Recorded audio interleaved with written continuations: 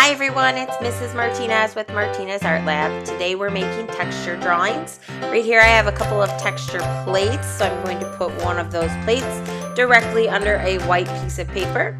I'm going to always hold that plate from the second I start and take a crayon and rub it right over that plate to create a texture drawing or a texture. I'm going to rub that crayon on using the side of my crayon.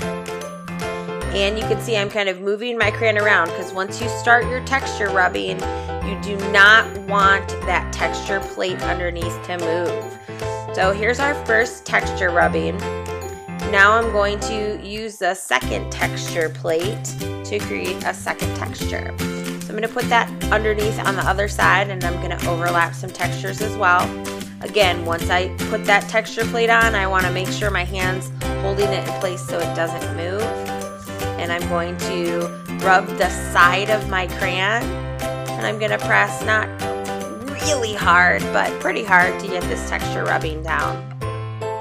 Now I've got these really cool textures and I can turn them into anything. I could turn my paper around. It kind of looks like a robot head and a robot body.